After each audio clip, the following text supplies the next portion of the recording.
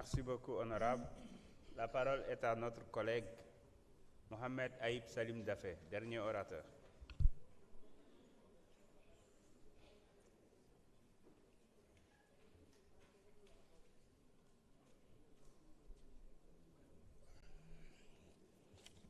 Merci beaucoup, Président. Salam alaikum. Monsieur le ministre des Finances et du Budget, Madame le secrétaire d'État chargé des relations avec les institutions, porte-parole du gouvernement, maa ngi leen di nuyu ak seeni collaborateurs yëpp, chers collègues, maa ngi leen di nuyu di am vraiment satisfaction ñëw teew ci deuxième session extraordinaire année 2025. Monsieur le ministre ak Madame le secrétaire d'État maa ngi leen di féliciter pour seen reconduction dans le gouvernement et pour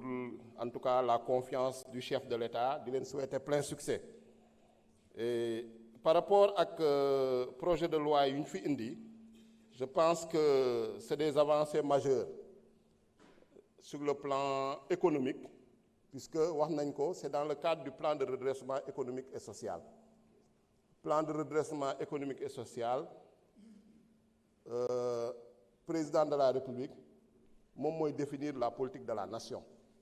Assemblée nationale compétence yi ñu koy jox mooy voter la loi, contrôler l'action du gouvernement et évaluer les politiques publiques. Donc souvent damay gis sama collègue di yëkkati un faux débat ne premier ministre dafa war a ñëw présenter le plan de redressement économique social à l'Assemblée nationale. Amul benn obligation juridique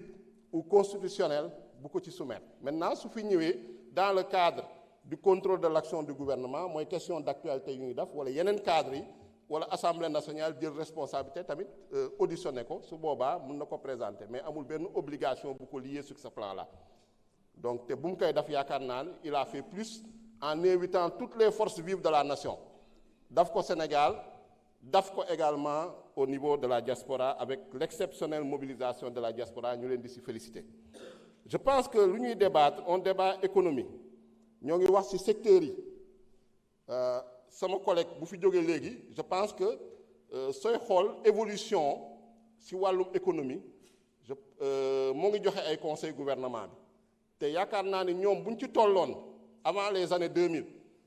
nekkoon na fi ministre des télécommunications jaay na fi licence 50 millions à la Sentel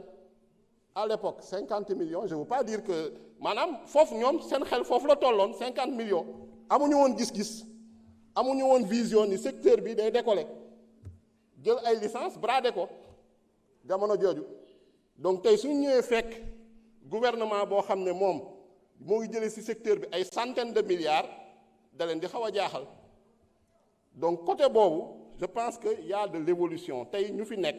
amuñu leçon bu ñu war a recevoir si ñoo xam ne déjà ñoom ils ont montré leurs limites, ils ont montré leur échec. Donc sur ce plan je pense que le gouvernement est sur de bons rails. Fekk ngeen fi une situation difficile am na ñu fi wax ne way premier ministre conférence de presse, mais c'est une loi. La loi portant code d'éthique et de transparence dans la gestion des finances publiques nga xam ne sous le régime de Macky Sall nañ ko voté en décembre 2012. La loi date de décembre 2012. Loi boobu moo ne président bu bees bu ñëw da nga war a def la situation de la gestion des finances publiques. Donc président Bassirou Diomaye Faye ñëw toog daf situation gestion des finances publiques daf audit nu ñu ko waxee yónni IGF pare Cour des comptes certifié loi bee ko wax. Donc koo xam ne dafa respecter loi bi choisir la vérité choisir la transparence dama xamul lan nañ ko mën a reprocher te loi boobu ñoom seen bopp ñoom ñoo ko voté woon. Donc ce qui veut dire qu'ils sont complètement contradictoires, ils sont dans la politique politicienne. Ça veut dire que gëmuñu lu ñuy wax parce que ñoom seen bopp ñoo ko voté woon en décembre 2012 ñan ñoo fi nekkoon xanaa du ñoom. Donc pour revenir au code de l'investissement. Je pense que am na solo dans la mesure où innovation yi bëri na parce que investissement soo ko déggee apport capital wala apport technologique nañ ko soxlawee mais code de l'investissement bi par rapport à 2004 lu mu indi déjà secteurs yi yokk nañ ko secteurs yoo xam ne ñoo éligible au code de l'investissement wàññi nañu seuil bi maanaam 100 millions la woon wàcc na ba 15 millions dina toucher PME yi dina toucher les petites entreprises maintenant wax nañ ko il faut des garde-fous par rapport au comité technique de suivi des investissements mais leneen lu nga xam ne am na solo mooy fexe investissement bi mu laal ay zones yoo xam ne daanu ko woon laal parce que investissement bi soo ko xoolee dafa concentré dans le triangle Dakar Thiès Mbour léegi génn na bëgg nañu mu génn mu dem dans les autres pôles toucher tous les autres pôles donc c'est ça la stratégie qui est dans ce code de l'investissement leneen li fexe créer emploi à partir de l'investissement renforcer le secteur privé il y a des régimes particuliers yoo xam ne code bi créé na ko le régime non seulement de l'investissement stratégique code bi proposé na ko le régime de l'investissement social et responsable code bi proposé na ko également tenir compte nag non seulement respect loi nationale yi soo demee article 16 bi tenir compte des normes d'éthique et des normes de travail tenir compte également de tout ce qui est protection de l'environnement donc pour man code bi quand même c'est un code équilibré dans la mesure moo ngi jéem a concilier la liberté de l'investisseur et la protection des intérêts nationaux donc am nañ ci yaakaar bu baax te opportunité la ñu voté ko actuellement parce que on prévoit le forum international de l'investissement le 7 et le 8 octobre nga xam ne investisseurs u Sénégal àddina bi yëpp nañu ñëw daje Sénégal donc c'est une excellente opportunité de le voter maintenant pour capter le maximum d'investisseurs te actuellement le Sénégal est attractif bu leen ci dara ndax ñun ñi nekk sax ay député chaque jour ay investisseurs approché nañ ne dañu bëgg a ñëw investir Sénégal waxatuma la nag gouvernement bi ku fi wax leneen waxul dëgg su fekkee nag en dehors de l'investissement nga xam ne comment renforcer l'investissement privé secteur privé état bi mu ngi ut ay jéego pour le redressement économique social su ñu nee redressement dafa amoon ay yàqkat yu fi nekkoon cacher dette bi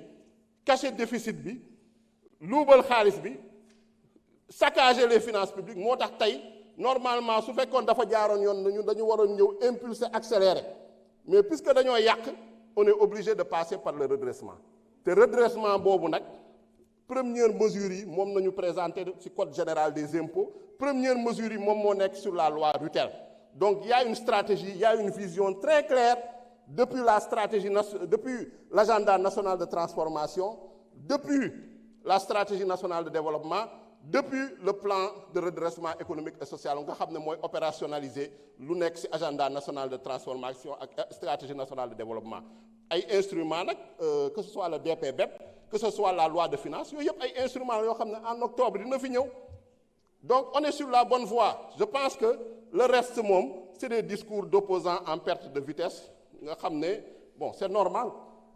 il faut qu'il se fasse remarquer mais wane ngeen contradiction yu fi kii yëpp ñoom lu ñuy wax nii bu ñu nekkee aux affaires daanuñu ko woon pratiquer donc on félicite monsieur le ministre di encourager le gouvernement du premier ministre Ousmane Sonko et le président Bassirou Diomaye Faye je vous remercie.